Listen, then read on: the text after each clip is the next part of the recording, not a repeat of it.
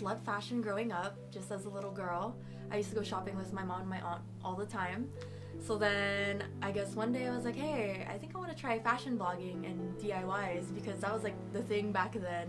You know, watching YouTube, going on Pinterest. I was like, oh, it would be fun to teach people how to sew and teach people my way of doing things. And so that's when I first started fashion blogging. I'm sure you remember the Along the Lines by Ysabel. I was doing that, I believe since freshman year I started fashion blogging. But also with that, I also did pocket tees. I went under the name Along the Lines. Oh, Along the Lines Pocket Tees, that was the name. And then my blog was called Along the Lines of Ysabel, so they all kind of went together. And then the pocket tee thing I did for about maybe 2 years. And then after that, I was like, hey, I think it's time for me to move on from that and start actually designing clothes. But at first, I really didn't want to become a fashion designer because obviously the industry is very hard. So I wanted to do something practical, like maybe fashion merchandising or even just fashion journalism. I just decided just to take the risk. So everything I know now is self-taught. And from there, obviously I'm in college now, and my very first sewing class was just in college. So now it's just a matter of getting the degree and making things happen for myself now. The most that I learned from Project Runway is that I wanted to be a designer. I think that's where it really like clicked to me that yeah, I should go for fashion design. Project Runway was like telling me you should be a designer and, you know, put all these skills to use really. Because I guess also from each piece that I made a month, like I blogged about it, I talked about it, because I was at the time where I still was doing DIYs and stuff. So it was always there. The passion was always there. I was just scared to like pursue it. So I guess if you watch the show now, like, ugh, it's really cringy. I'm like, oh, why did I use those scissors? Those were literally like paper scissors. I used paper scissors on the show. That's so fucking stupid. Like now that I look at it, I upgraded to actual fabric scissors, but like I cringe at like the stuff that I used to do back then, but it helped me. It helped me realize my passion amazingly. So thankful for that. My prom dress is probably one of my favorite pieces because I think I made it, I believe I made it in a week in between school, and I think I worked at the same time, and I think I finished the dress the night before prom. That wasn't my first time making a dress, but it's like one that actually mattered to me and one that I actually designed and knew that I was gonna have to love it. So my prom dress is probably my favorite piece, honestly. People think that just because I'm still a smaller designer, still do everything at home, that it's cheaper and they can go to me instead of like maybe going to like, I don't know, someone else who like has it together, I guess. But in reality, it's like, it's much more expensive doing it. It's much more expensive because everything is all my stuff. I'm the only one who funds everything that I do. So yeah, don't come to me and expect it to be cheaper than going somewhere else.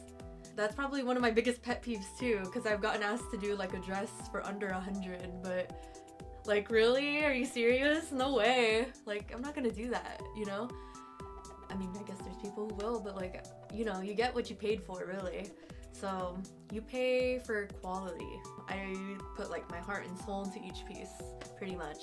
So keep that in mind whenever you order from someone, from any like, even like working with like artists or photographers, videographers, people like that. Like, everyone has their own craft, and you know, you gotta just pick wisely, I guess. I wouldn't say I lost passion, I just lost the drive.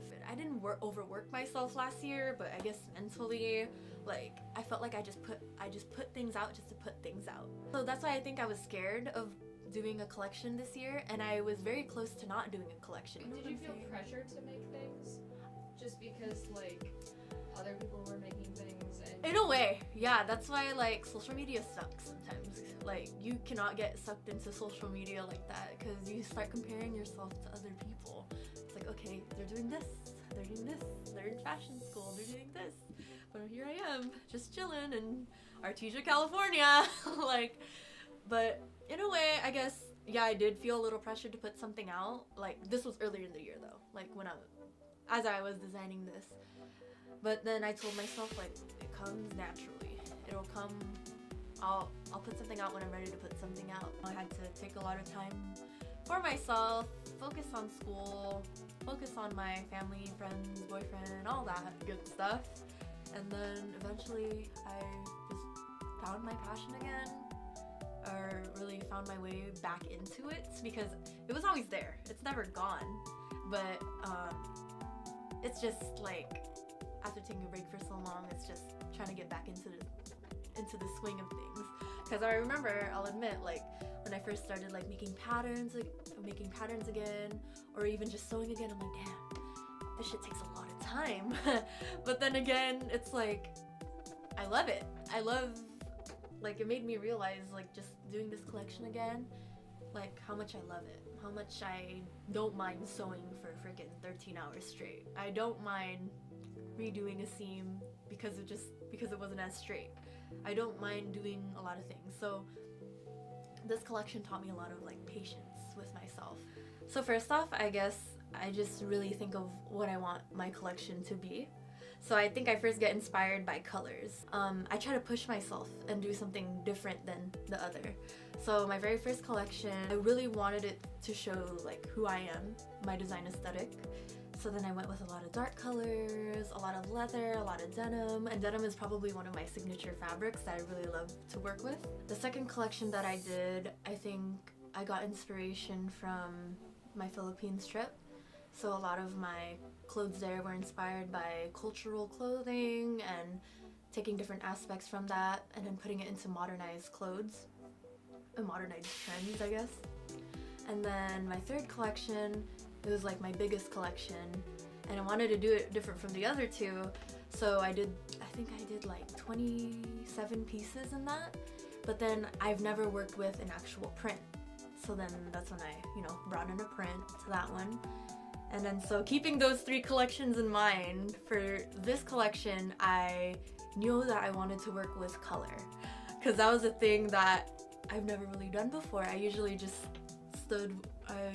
stuck with like dark colors and keep it in that dark mood and whatever. But I think that this year has been such an amazing change for me. A lot of opportunities have come my way, it was nice to take like a mental break from designing and just focus on me, do a lot of, focus in school, get a job really. And so I wanted something fresh and different. That's why I chose a lot of pastel colors for this collection. After deciding colors, I'll decide like how many looks do I want to do. I think I went from like 12 looks and I'm like, okay, then 10, and then 8, and then no, I just did 6. And then what I'll do, I'll usually just sketch different clothing items or clothing pieces that I think will work well, or whatever just comes from my head. I'll usually have like my Pinterest board open or like my Instagram saved, and then I'll have like different like clothing pieces that I think are cool, see what kind of like things I can draw from them. I like to have variety in my looks, so I don't want to do all pants for all 6 looks, or I don't want to do all dresses. From the design process, the very last thing I'll do is start deciding the fabric. And honestly, that's a very hard thing to do because there's so much different fabric that you can choose from, so many different color schemes that you want to do.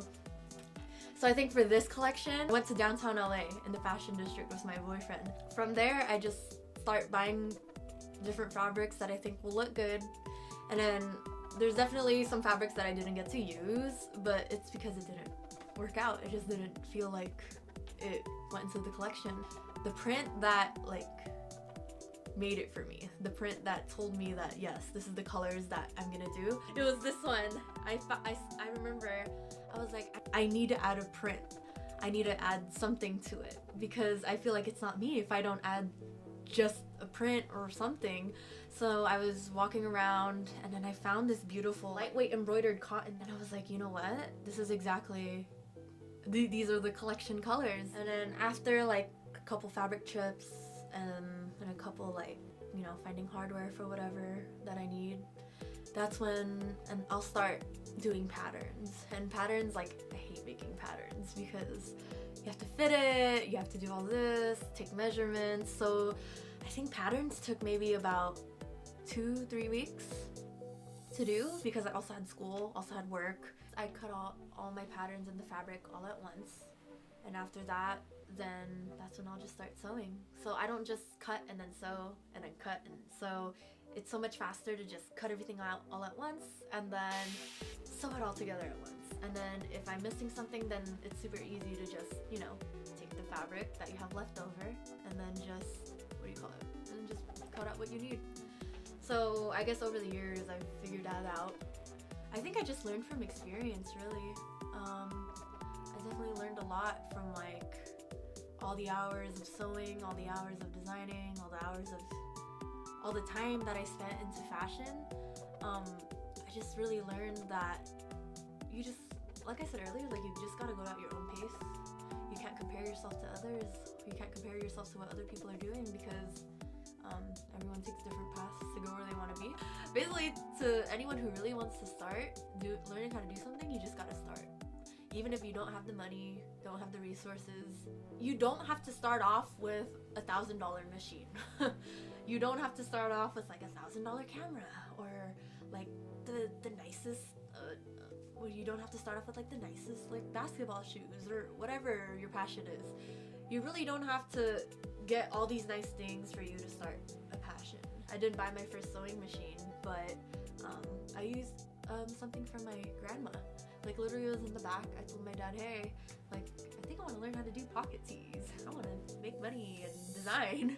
I want to design my own shirts. So literally I just started with a small sewing kit and like, you know, those little like cookie, you know how you know those memes where you think it's a cookie but it's actually a sewing kit. Literally that's all I had.